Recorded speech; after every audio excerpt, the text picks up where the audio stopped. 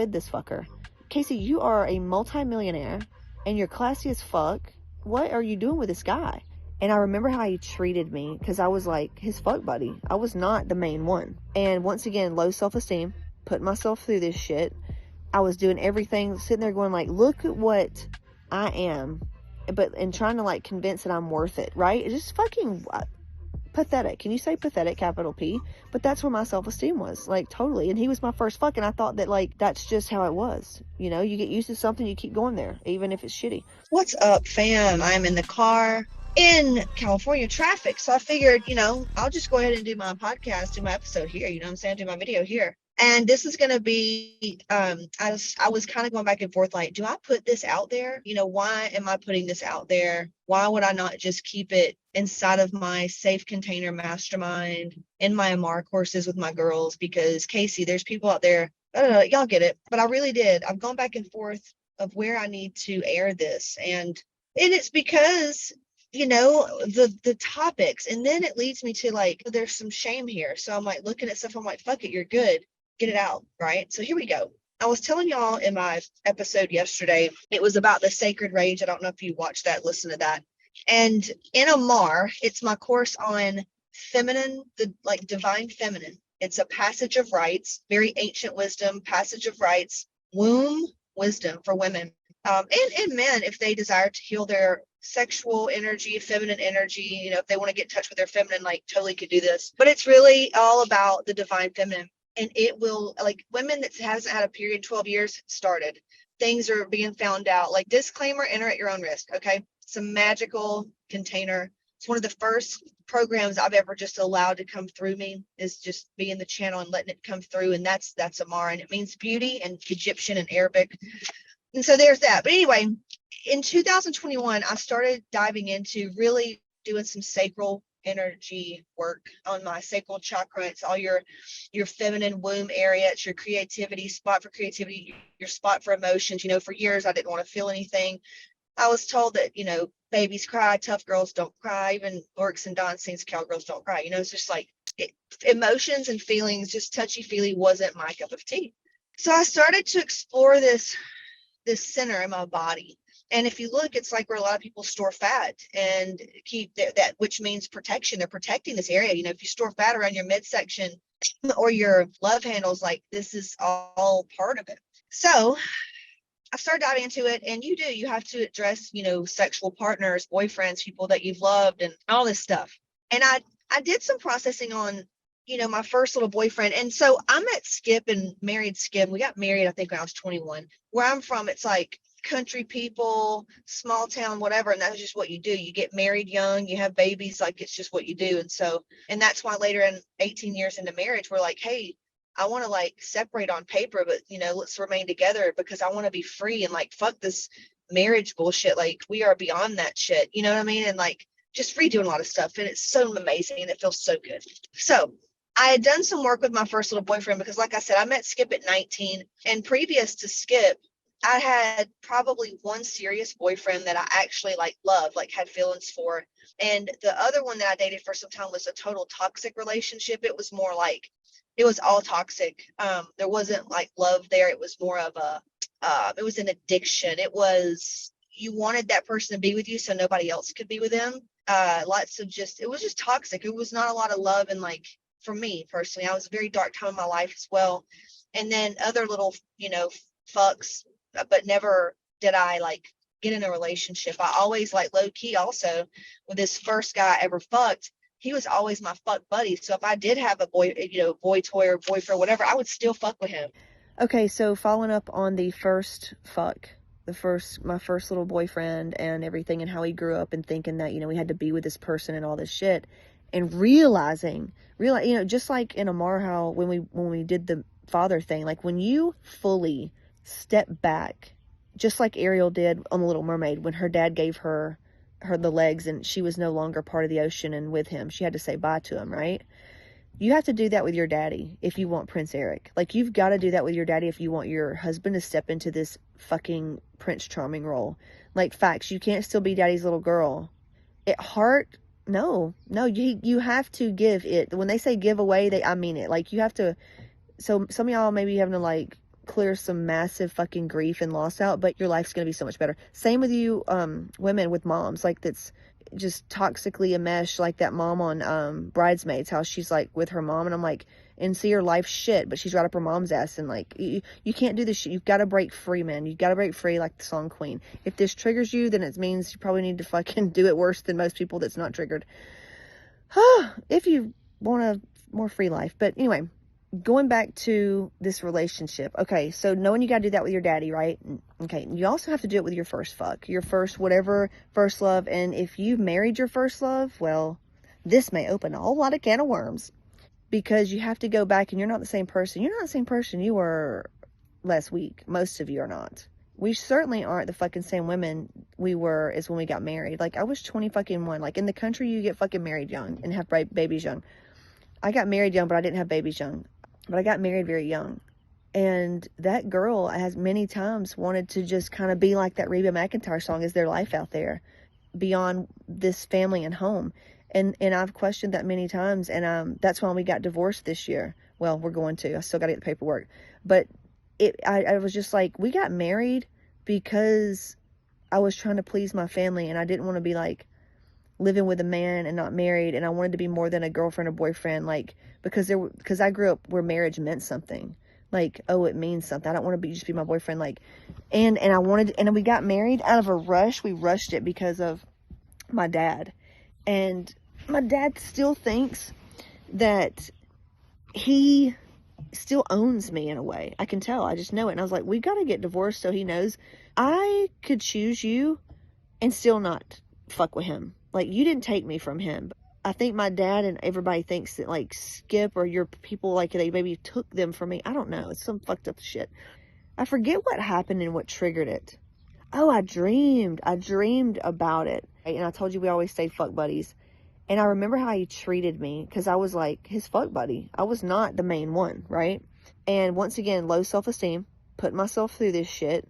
I was doing everything, sitting there going like, look at what I am, and trying to like convince that I'm worth it, right? It's just fucking pathetic. Can you say pathetic, capital P? But that's where my self-esteem was, like, totally. And he was my first fuck, and I thought that, like, that's just how it was. You know, you get used to something, you keep going there, even if it's shitty.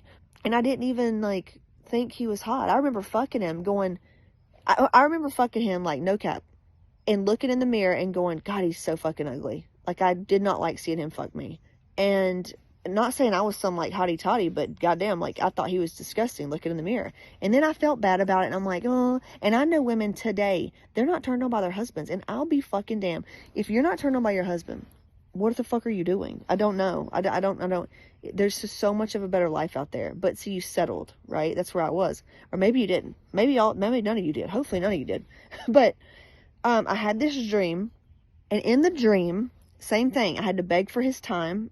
And when he got with me, I took him to, like, we were in this museum, which I appreciate fine art, and I appreciate this, which it's funny because parts of me, I really do. I love bougie shit. I mean, I may have grown up in, like, the country and dirt roads and all this shit, but I had big, like, I just always knew everything I like costs a lot of money. And I was like, fuck, I guess, I don't know, I'm meant to be rich or something.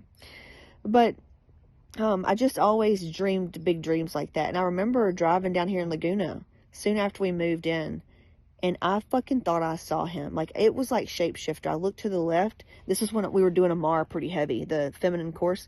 I looked to the left. I thought I fucking saw him. And my feeling was so sad. My feelings were, in the whole way home, I sat there and just thought, like, Casey, you almost settled with that. And look, they're tourists. Like, you would be touring a city, not living in it, and dreaming about living in it. Because I know what he makes. I know what he makes. Like, you know what I'm saying? I would have settled. I would have probably stayed a medical assistant. And, he'd been the little breadwinner guy that was never at home. But he made, low multi six figures. And that was a big deal, right? Holy shit. Oh my God. Somebody give me some Prozac. So that happened. But anyway, in the dream, we're in this museum. And I remember I had on, like, Versace, like, right? I had on, like, this cool ass Versace silk looking outfit. I was really pretty. And I remember going, oh, look at this. Like, look at this art or something. And he just didn't care. And him and his friend were fucking off, which they did. They always acted like young boys and like little boys. And like he would rather hang out with his boys than to really hang out be with me, like that kind of thing. Like I just remember him and his boys, like his boys felt tighter than what he would give me of himself, right? And Skip, my Skip is not like that at all, baby. Because I'm just going to give you as much as you give of me, you know. And I know that a man, they want all of it, you know, and I want all of it. It's just cool, man. It's cool. But in the dream, he was like, oh, and he brushed off the art, and I was like, in my dream, I was like, why am I with this fucker? Casey, you are a multimillionaire, and you're classy as fuck, and you like, what are you doing with this guy? And in my dream, I'm kind of like, just hang on. It's like there's three of me talking to myself, but I'm like, why are you with this guy? Next thing, I was trying to show him, you know, and he blew it off, and then he starts playing with his friend, like little kids. They get kicked out of the store, and the guy that I know that owns the store, he's like, Casey, you got to get these fuckers out of here. And I was so embarrassed because it was almost like I was going to cheat on Skip with them, like risk it all. And I was embarrassed. I'm like, I was just embarrassed. Like, I could do so much better. What am I doing? And I knew, I just knew I must be like having some low self-esteem moment or something. And then there was these three magical horses with these ladies, witchy looking ladies, but these horses look like fucking, like one had like this red curly hair, like gorgeous horses. And I cried, and I was like, that's beautiful. And like they were crying. It was just, we had this moment. And just once again, I was just comparing. I was like, why am I fucking with this guy? And when I woke up, I had all this, like, I felt that confusion and low self-esteem. And I was like, holy shit, I thought I had cleared all this out. And apparently, like, I realized, Skip, I still hadn't given you all more of me, because he still had some pieces of it, because I literally gave up so much of myself. Not like fucking and pussy. Like, I mean, I had fun with that, but I stayed with him so much longer than I should have, instead of stepping into my power, because I thought I had to. You know, I thought I had to. And wow, you know, just seeing that. Yeah, and I remember that song, The Best of You by the Foo Fighters. I would play that song a lot when I was dating him. You know, somebody getting the best of you. And, you know, so there you go.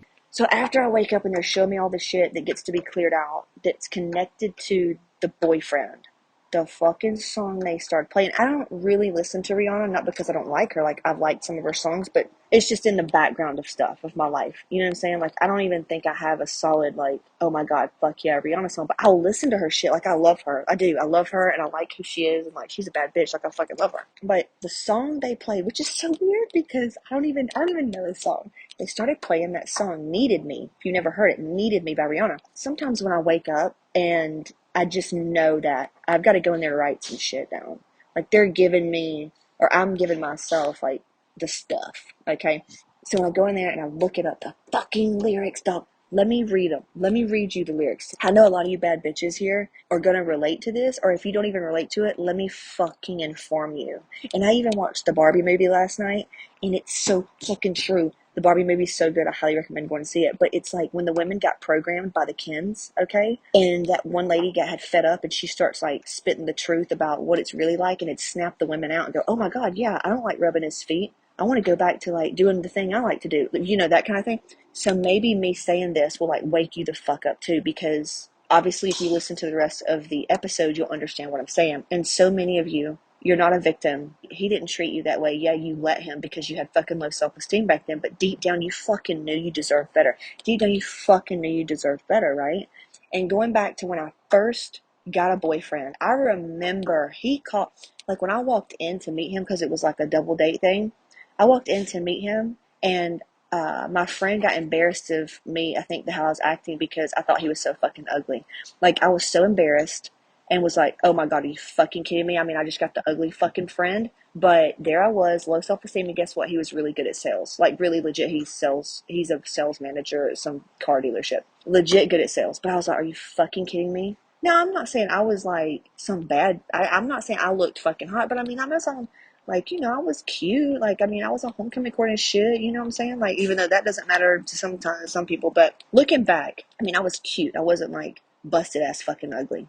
Or maybe to some people I was. You get it. And he made me laugh and all this other shit. And it was just done. And no shit, I grew up on a farm, y'all know this. Out fishing on a boat with my dog. Happiest girl in the fucking world. And he calls from my grandmother's house. Like, she yells down at me in the pasture.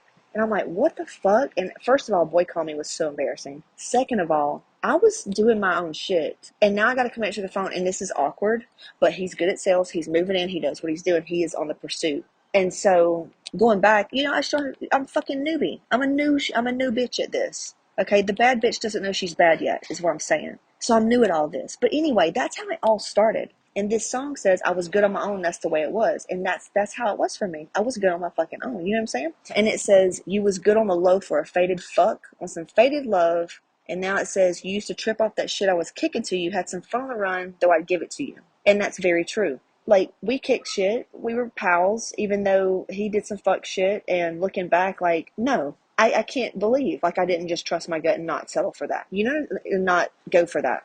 But that's where I was at. That's what I'm saying. You can't get mad at yourself, right?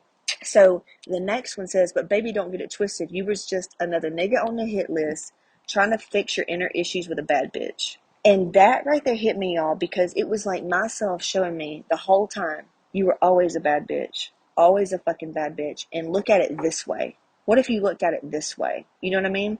Because, yeah, if you listen to the whole rest of this episode, but, you know, looking at these lyrics, if you go back, anything that we've ever done is just a matter of that. It's what we get what we think we deserve, you know? Just like everything in my life right now, I can look at and go, damn, if only I thought I deserved more and better, I would have gotten more and better, you know? So it's just crazy. It's cool to look back, but I just wanted to share this because I just know so many of you are waking the fuck up to your power and you're stepping in your fucking confidence, and it's amazing to watch.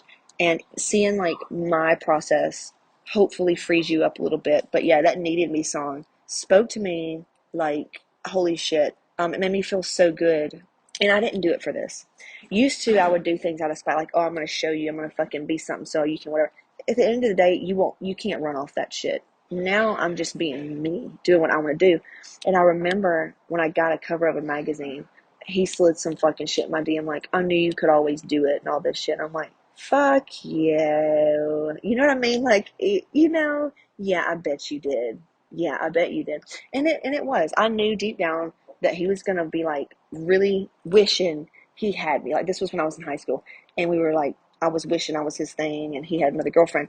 I remember thinking, he's going to regret this one day, you know, but I'm so far out of his fucking league. It makes sense now. And I did some work around it, and I went back to that, you know, age that I was and just gave myself what I needed back then. And when you realize that you are that now, and if you don't feel like that, let me tell you something, get some self-esteem. Do whatever you need to do to feel better about yourself. It's the best thing you will ever do in your life. It is the best move you could ever fucking make. Get hot as fuck. Get your credit score up. Make some money. Look sexy. Do sexy things. Spend time with yourself. Say no to everything else. And just go all in on you. Just do it. Best shit ever. And yeah, that's pretty much it. But after that, I experienced another deepening in my current relationship, because I was like, fuck all that, you know, that low self-esteem, that shame, that all this stuff. And I thought all those things, like, none of that's true. And now I'm more free, you know, to do and have and be what I am now. So yeah, I'm telling you this because it's just a chance to go within and really question some things, you know? Yeah, like all that.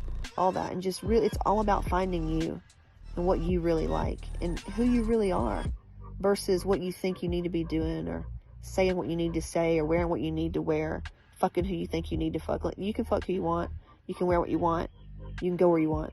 You're not a little girl anymore with low self-esteem. You're a grown-ass woman who makes damn good money, and you're hot as fuck. Okay? You're a good chick. You're good. So there's that. If you would like assistance in all of this to work alongside a chick like me and many others, I would say to go to caseyship.com/podcast offer or caseyship.com/apply. That'll take you to a few of things that you can get started with, some free things, some low ticket things, some book a call things. There's just a lot of options, but you definitely need to get started on something, because there is this you inside that is larger than life, that can have and be and do any fucking thing that she wants. And when she has and anything she wants and can be and do and feel and all this, everybody else in her life is going to benefit. So her kids, they're going to be happier. She's going to be happier. Her husband's going to be happier. Her work, her clients are going to be happier. The more she puts into herself. You understand? Okay? So go do that. Talk to you soon.